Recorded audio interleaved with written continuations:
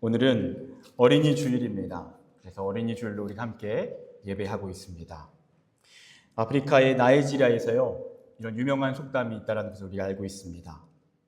아이 하나를 키우는데 온 마을이 필요하다라는 말입니다. 이 말은요, 작가 베티 영이 쓴 책 제목이기도 합니다. 아이 하나를 키우는데 온 마을이 필요하다.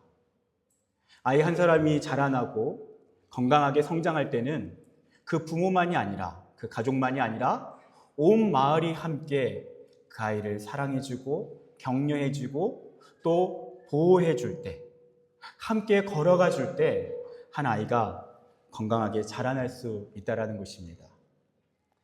이렇게 잘 자라난 아이들이 있는 나이지리아의 한 마을의 이야기입니다.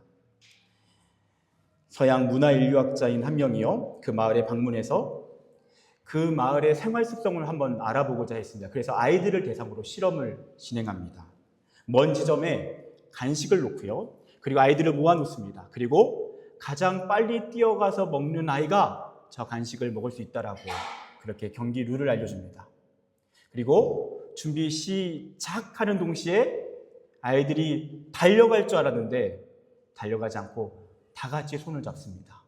그리고 손을 잡은 채로 함께 그곳을 향해 걸어가서 그 간식을 떼어내어 함께 나눠 먹는 것입니다. 이 학자가 깜짝 놀란 것입니다. 그래서 묻습니다. 왜 너희들은 먼저 뛰어가면 먼저 먹을 수 있는데 왜 그러지 않았니? 그러자 그 중에 아이 중에 한 명이 이렇게 대답했다고 합니다. 다른 친구들이 슬픈데 어떻게 한 명만 행복해질 수 있나요? 너무 놀랍지 않습니까? 사랑의 마을에서 따뜻한 품 안에 자란 아이는요, 이렇게 건강하게 자라나서 나 혼자 살겠다라는 이기주의가 아니라 함께 살아가는 공존의식, 공동체 의식 가운데서 자라났다는 것입니다. 여러분, 저는 교회를 오늘 이렇게 말씀드리고 싶습니다. 교회는 사랑의 마을입니다. 하나님의 사랑이 머무는 마을이고요, 그리고 그 사랑을 받은 자들이 그 사랑을 나누는 마을이 교회입니다. 그래서 교회는요, 한 아이가 그 마을에, 그 사랑의 마을의 교회 안에서 사랑을 먹으면서 건강하게 자라나게 됩니다. 하나님의 사랑을 먹고요, 성도의 사랑을 먹으면서 잘 자라나게 되는 것입니다. 저는 우리 교회가 그런 사랑의 마을이라고 생각이 되었습니다. 우리 교회 성도님들이 얼마나 우리 아이들을 사랑해 주시는지 모릅니다. 많은 수의 아이가 아니지만 그럼에도 이 소수의 아이들을요, 얼마나 따뜻하게 사랑해주고 격려해주고 돌보아주는지 모릅니다. 이번에 어린이 주일을 맞이해서 어떤 성도님은요, 먼저 이렇게 준비하셔서 우리 아이들에게 선물을 꼭 줬으면 좋겠다고 그렇게 선물 비용을 주시기도 하고요. 지난주에도 어떤 어른은요, 또 맛있는 간식을 주변에서 나눠주시고요. 거의 자주 그렇게 다양한 성도님들이 우리 아이들을 생각해서 이렇게 섬겨주십니다.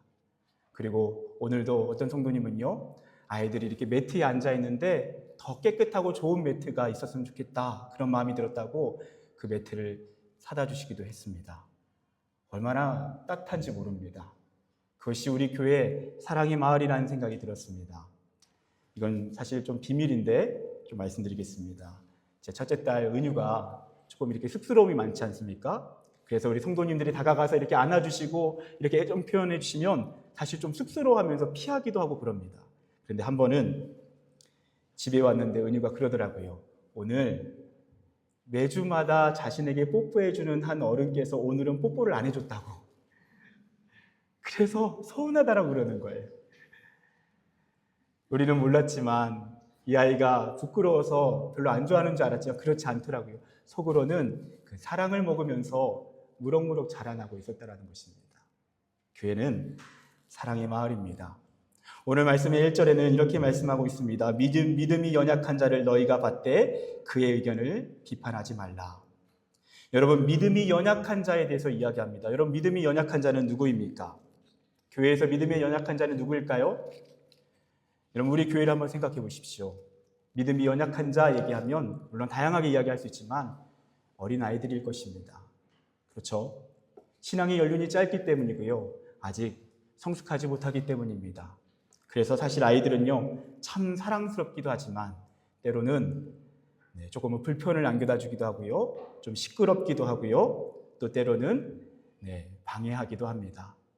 그런데 오늘 말씀은요, 그런 믿음이 연약한 자를 너희가 받아주라고 말씀합니다. 여러분, 여기서 받아준다라는 이 뜻은요, 프로슬람바노라고 하는 단어인데 어떤 뜻을 가지고 있냐면 환영하다, 영접하다, 품어주다, 그리고 친절하게 대하다라는 뜻을 가지고 있습니다. 그렇게 믿음이 연약한 자를 어떻게 해주라고요? 품어주고 그리고 친절하게 대해주라는 것입니다. 그것이 사랑이라는 것입니다. 갈라디아서 5장 22절에서는요, 성령의 9가지 열매를 우리에게 말씀하고 있습니다. 오직 성령의 열매는 사랑과 희락과 화평과 오래 참음과 자비와 양선과 충성과 이렇게 여러 가지 그 사랑의 성령의 열매들에서 이야기하고 있는데요. 근데 여기서 자비라고 하는 단어는요, 다시 친절이라는 뜻입니다. 실제로 새번역과 공동번역에서는 친절이라고 번역하고 있습니다. 성령의 사람의 특징은 무엇입니까? 친절하다는 것입니다. 고린도전서 13장 5절은 사랑에 대해서 이렇게 얘기합니다. 사랑은 무례히 행하지 아니하며. 사랑은 무엇입니까? 무례하게 행하지 않습니다. 친절하게 행하는 것입니다. 그것이 사랑입니다. 오늘 말씀은 그런 사랑을 베풀라고 말씀합니다. 여러분, 몇 주 전에 설교 중에 나눴던 간증인데요, 박기로 목사님에 대한 간증입니다. 이 목사님이 어떻게 교회를 나오게 됐느냐, 그거에 대한 이야기입니다. 중학교 3학년 때 이분은 엮이는 가정, 정말 너무나도 안타까운 가정에서 자라났습니다. 부모님의 학대로부터 자라났습니다. 그런데 처음으로 교회를 갑니다. 예쁜 여자가 있다는 소문을 듣고 갔는데 없었다고 합니다.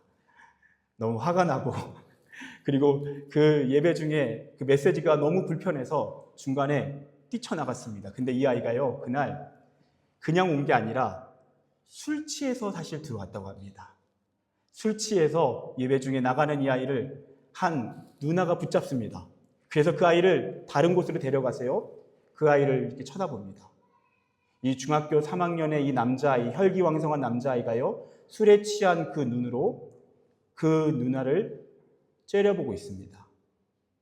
그때 이 누나가 팔짱을 끼면서 이 아이를 쳐다보다가 이렇게 얘기했다고 합니다. 얘가 얼마나 힘들면 술에 취해서 이 교회에 왔을까? 근데 말이야, 예수님은 이런 너를 있는 모습 그대로 사랑하셔. 그리고 기대하셔. 그렇습니다. 이 따뜻한 환대, 그 품어주는 마음, 그 친절함, 그 예수님의 마음이 이 아이의 마음 속에 스며들었고요. 이 아이가 나중에는 목회자로 자라나게 됩니다. 네, 여러분, 사실이요, 제가 오래전에 다녔던 교회에서 반대되는 이야기를 겪은 적이 있습니다. 한 중학교 애들이 진짜 술에 취해서 왔습니다. 술에 취해서 왔고, 그 아이는 사실 어떤 집사님의 자녀였는데 그 동네에 주름 잡는 그야말로 조금은 노는 아이였습니다. 근데 그 아이가 오랜만에 교회를 왔는데 술에 취해서 온 겁니다. 그리고 그 아이를 한 어른이 어디 감히 술에 취해서 교회에 올 수 있냐고 하면서 꾸중하고 내쫓았습니다. 그리고 그 이후에도, 그뿐만 아니라 그 이후에도 그 아이를 정죄하기 시작했습니다. 그리고 그 아이는 10년째 교회에 돌아오지 않고 있습니다.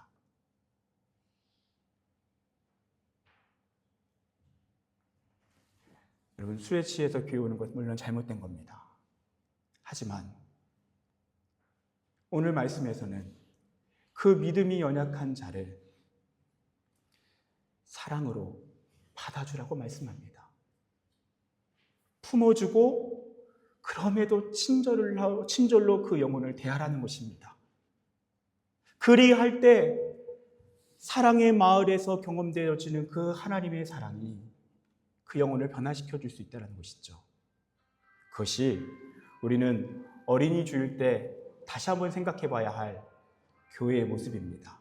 참 감사하게도 우리 교회는 그런 사랑의 마을로서 아이를 섬겨주고 있지만 혹시라도 우리 안에 앞으로 그런 실수가 없도록 한번 그런 말씀을 나누게 됩니다. 또한 오늘 말씀에서 이 믿음이 연약한 자를 너희가 받으라, 그리고 그의 의견을 비판하지 말라고 이야기하는데요. 또 실제적으로 그 당시에 이들은 누구일까요? 여러분, 로마서 말씀 한번 다시 한번 생각해 보겠습니다. 우리는요, 지금 2달이 넘게 로마서에 대한 말씀을 나누고 있습니다. 네, 여러분, 로마서에서요, 제가 첫 번째 시간에 말씀드렸던 거 기억나십니까? 로마서를 쓴 목적 중에 하나는 교회 안에 갈등이 있었기 때문입니다. 특별히 유대인 출신과 이방인 출신의 그리스도인들 간에 갈등이 있었습니다. 그래서 바울은요, 그들을 향해 다시 복음을 전합니다. 왜 복음을 전합니까? 그들이 그 복음을 다시 경험할 때에만 사랑할 수 있는 능력이 회복되기 때문입니다. 그리고 우리는 지난주에 하나님의 말씀을 통하여서 우리가 삶의 예배로 나아가야 된다는 말씀을 나눴습니다. 그러므로 형제들아, 내가 하나님의 자비하심으로 너희를 권하노니 너희 몸을 하나님이 기뻐하시는 거룩한 산제물로 드리라. 이는 너희가 드릴 영적 예배니라. 우리의 삶을 예배로 드리라는 것입니다. 근데 그 예배가 무엇이라고요? 사랑의 예배라는 것입니다. 우리의 세상 속에서 사랑으로 실천하라는 것입니다. 그리고 14장부터는요, 심지어 15장 21절까지 동일한 메시지를 전합니다. 그 핵심이 오늘 말씀입니다. 믿음이 연약한 자를 너희가 받아주라는 것입니다. 그것이 삶의 예배, 사랑이라는 것입니다. 그것이 우리가 감당해야 할 사랑의 실천, 예배의 실천이라는 것입니다. 그래서 여러분, 오늘 우리는 이 말씀 속에서 특별히 1장 1절과 8절만 읽었지만 그 중간에 나와 있는 내용에 대해서 좀 더 이해해 볼 필요가 있습니다. 우리 2절에서 그리고 8절까지는 어떤 내용을 담고 있냐면 음식과 절기 때문에 교회 안에 갈등이 있다는 걸 이야기합니다. 여러분, 어떤 갈등이 있냐면요, 먼저 음식 때문입니다. 유대인들은요, 돼지고기를 먹지 않았습니다. 지금도 마찬가지죠. 오늘날 우리 무슬림들도 돼지고기를 먹지 않습니다. 그래서 그 유대교 출신의 사람들은요, 돼지고기를 먹지 않았습니다. 그런데 이방인 출신의 그리스도인들은 돼지고기를 먹었습니다. 그러자 그 유대교 출신 사람들이 정지하기 시작합니다. 돼지고기 먹지 말라는 것입니다. 또한 그 교회 안에는요, 채식주의자들도 있었습니다. 그래서 채식만 먹어야 한다고, 고기를 먹지 말라고 먹는 사람들을 정지하기 시작했습니다. 또 절기 때문에, 그 예배드리는 안식일 때문에 논쟁도 있었습니다. 예수님이 부활하신 후에 교회는 주일날, 일요일날 모여서 예배를 드렸습니다. 그런데 여전히 토요일, 안식일을 지켜야 한다는 것입니다. 그래서 안식일을 지키지 않는 사람, 토요일도 지키지 않는 사람들을 정죄하기 시작합니다. 그런데 오늘 말씀해 보면요, 그렇게 정죄하는 사람들이 믿음이 약한 사람이라고 말하는 것입니다. 누가 믿음이 약한 사람이라고요? 교회 안에 갈등을 일으키는 사람입니다. 교회 안에 사람들과의 분란을 일으키는 사람입니다. 그 사람을 오늘 말씀은 뭐라고 얘기합니까? 믿음이 약한 사람이라고 얘기하고요, 그 사람을 받아주라고 말씀합니다. 품어주라고 말씀합니다. 그들에게도 친절을 다하라는 것입니다. 이것이 참 쉽지 않죠? 참 쉽지 않죠. 만약에 그런 일이 있다면 참 쉽지 않을 것입니다. 가정에서도, 학교에서도, 직장에서도 분쟁을 일으키는 사람, 그리고 갈등을 일으키는 사람 품어주기가 쉽지 않습니다. 그런데요, 오늘 말씀은 뭐라고 얘기합니까? 8절 말씀에요, 우리가 살아도 주를 위하여 살고 죽어도 주를 위하여 죽나니 그러므로 사나 죽으나 우리가 주의 것이로다. 이게 무슨 말씀입니까? 그것이 쉽지 않다라는 것입니다. 그런데 우리가 주의 것이라면, 우리가 진짜 그리스도인으로서 주님의 것이라면 주님의 뜻대로 행한다라는 것입니다. 그래서 쉽지 않지만 포기하지 않고 주의 것답게 주의 뜻, 사랑을 선택하라는 것입니다. 그것이 복음을 경험한 하나님의 사람, 진짜 그리스도인, 주의 것, 하나님의 사람의 특징이라는 것입니다. 여러분, 오늘날 우리가 살아가는 시대는요, 반기독교적 정서가 참 많은 시대입니다. 큰 이유는 무신론 사상으로 인한 것이라고 또한 우리는 알고 있습니다. 조금 딱딱할 수 있지만 이 무신론에 대해서 한번 좀 간단하게 살펴보겠습니다. 무신론에는요, 한 두 가지 정도가 가장 메인 흐름이라고 할 수 있습니다. 첫 번째는 증거론적 무신론입니다. 철학자 휴미나 로크 같은 사람들이요, 증거주의, 확실히 눈에 보이는 것, 검증된 것이 아니라면 그것을 받아들일 수 없다라는 그러한 오늘날의 합리주의의 근거가 되는 원리입니다. 그래서 하나님이 눈에 보이지 않기 때문에 영적 생계는 증거가 없기 때문에 받아들일 수 없다라는 입장입니다. 또 다른 무신론은요, 협리론적 무신론입니다. 프로이트나 마르크스 같은 사람들이 주장한 그런 나름대로의 주장들입니다. 그 이유는 종교 안에 무슨 숨은 동기가 있다는 것입니다. 이 종교가 말하는 메시지는 사실 지금 이 시대의 잘못된 질서와 체계를 그대로 고수하고 힘 있는 자들에게 힘을 실어주기 위한 논리로서 종교가 작동하고 있다는 것입니다. 그러면서 종교를 의심합니다. 혐의를 가지고 바라보는 것입니다. 여러분, 이러한 무신론의 배경들이 오늘날 우리가 살아가는 사람들의 시대에 마음을 닫게 만들고 교회로 나오지 못하게 합니다. 한국의 철학자 강영란 교수님이라는 분이 계십니다. 이분이요, 이 무신론보다 더 두려워해야 하고 조심해야 할 무신론이 있다라고 말합니다. 그 무신론은 교회 안에 있다라는 것입니다. 그 이름은 유신론적 무신론입니다. 이게 무슨 말일까요? 유신론적 무신론. 이 뜻은요, 하나님이 있다고 하면서도 마치 하나님이 없는 것처럼 살아가는 사람을 의미합니다. 하나님이 분명히 살아계신다는 걸 말합니다. 신앙 고백을 합니다. 예배를 드립니다. 그리고 열심히 종교 행위를 합니다. 그런데 삶 속에서는 그 사랑을 실천하지 않는 것입니다. 하나님의 뜻대로 살아가지 않는 것입니다. 세상에서 부정부패를 행하고요, 그리고 정직하지 않는 것입니다. 그런 것을 바로 유신론적 무신론, 교회 안에 있는 무신론이다라고 이야기합니다. 사랑하는 여러분, 우리가 주의 것이라면 우리는 주의 뜻대로 행합니다. 그리고 그 가장 대표적인 우리의 삶의 모습은 포기하지 않고 믿음이 연약한 자를 품어주는 것입니다. 사랑하는 것입니다. 그리고 친절하게 대하는 것입니다. 알버트 슈바이처 박사도 이런 이야기를 했는데요, 기독교의 최대 이단은 가르침과 교리의 잘못됨보다 사랑하지 않음에 있다. 여러분, 교리 중요합니다. 가르침이 중요합니다. 진리를 담고 있느냐 중요합니다. 그런데 그것만큼 중요한 것은 그 진리대로 실천하며 살아가는 것입니다. 근데 우리가 유신론적 무신론자로 살아간다면 우리는 마치 이단들의 모습과 같다라는, 정말 뼈 때리는 이야기입니다. 사랑하는 여러분, 하나님은 사랑이십니다.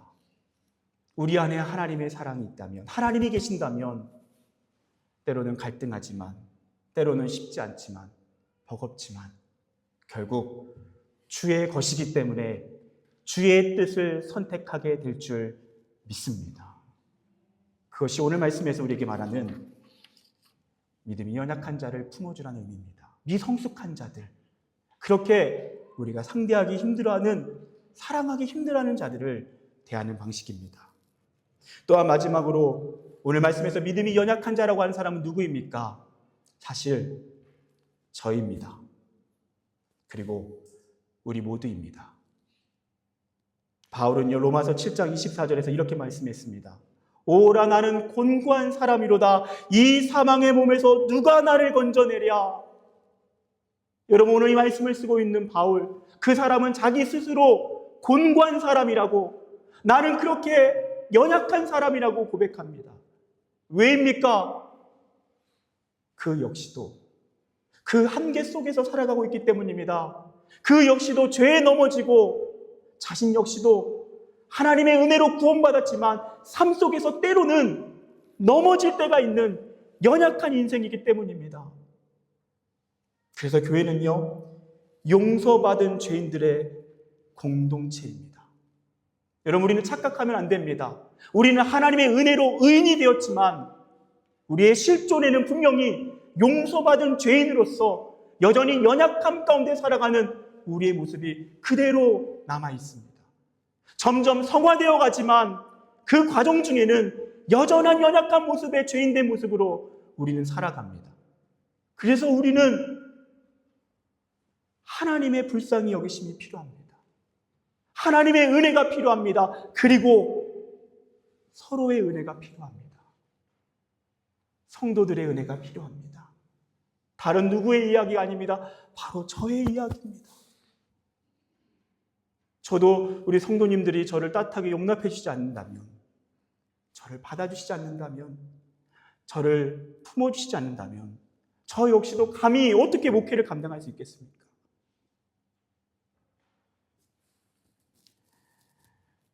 오늘 말씀은요, 믿음이 연약한 자를 받아주라. 그 연약한 자는 우리 모두라는 것입니다. 여러분, 그렇다면 우리는 어떻게 오늘 이 말씀을 실제적으로 실천할 수 있을까요? 저는 상담학 박사인 이호선 교수님의 이야기로 좀 말씀드리고 싶습니다. 이분이요, 뭔가 잘 되고 잘 풀리는 그런 집안의 특징이 있다는 것을 이야기합니다. 이분이 많은 상담을 하기도 하고 많은 연구를 하시기 때문에 잘 되고 잘 풀리는 집안에 공통점이 있다는 것입니다. 그러면서 이런 이야기를 합니다. 가족이 상처받는 이유는 친절하지 않기 때문이에요. 저는 친절이야말로 가족 간에 필요한 사랑이라고 생각해요. 가족 간에 친절하기만 해도 섭섭함 별로 없어요. 친절하기만 해도 마지막 눈 감을 때 너가 미웠다고 말하지 않을 겁니다. 더 중요한 것은 가족끼리 짧더라도 미안하다고 말하는 것입니다. 잘못했을 때 바로 사과하는 것입니다. 그리고 가족끼리 예뻐해 주는 것입니다. 다 사랑 앞에 무릎 꿇습니다. 이 세상에 누가 우리를 예뻐해 주겠어요? 가족이 서로를 끊임없이 예뻐해 줘야 한다고 생각합니다. 저희 아이들 저 닮아서 그렇게 예쁘지 않습니다. 잘생기지 않았습니다. 그런데 그냥 저는 그 존재가 예뻐요. 그래서 끊임없이 예쁘다고, 참 잘생겼다고, 어쩜 이렇게 훌륭하냐고 말해주는 거예요. 이게 늘 진심이겠습니까? 그렇지 않는 순간도 있어요. 하지만 그 순간의 행동이 아닌 그 존재 자체를 바라보면서 말하는 겁니다. 그러나 그럼에도 불구하고 이 입이 아이들의 존재를 살려내고 자기만의 춤을 추게 하는데 굉장히 중요하게 기여합니다.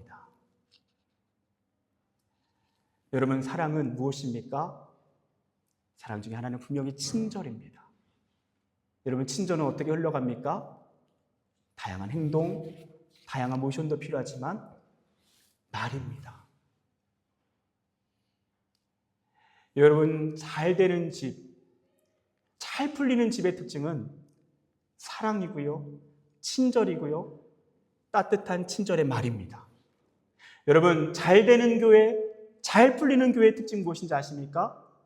사랑이고요, 친절이고요, 친절한 말입니다. 사랑하는 여러분, 오늘 바로 우리 함께 실천해 볼까요? 예배를 마치고 우리 만나는 성도들을요, 따뜻하게 격려해 주는 거예요. 축복해 주는 거예요. 우리가 할 수 있는 최선의 친절로 한 사람 한 사람을 환대해 주는 거예요. 여러분, 때로는 그 사람 안에 연약함이 있습니다.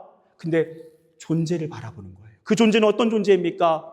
예수 그리스도가 자신의 몸을 버리면서 십자가에 자신의 모든 것을 포기하며 끝까지 사랑한 존재, 그 존재가 바로 저와 여러분인 줄 믿습니다. 그 존재로 바라본다면 우리는 사랑할 수 있습니다. 친절할 수 있고요, 친절의 말로 축복할 수 있습니다. 그렇게 우리가 사랑을 실천할 때 로마서 14장 17절, 하나님의 나라는 먹는 것과 마시는 것이 아니요 오직 성령 안에 있는 의와 평강과 희락이라. 먹고 마시는 것으로 별거 아닌 걸로 갈등하고 다투고 정죄하는 것이 아니라 의와 평강과 희락, 그 마음으로 서로를 축복하고 격려할 때 그 교회에, 그 가정에, 우리가 살아가는 삶의 자리에 하나님의 나라 천국이 임하는 줄 믿습니다. 그 천국을 경험하는 저와 여러분의 삶, 우리 파리연합교회, 우리의 가정, 우리의 모든 인생 되시기를 축복합니다. 기도하겠습니다.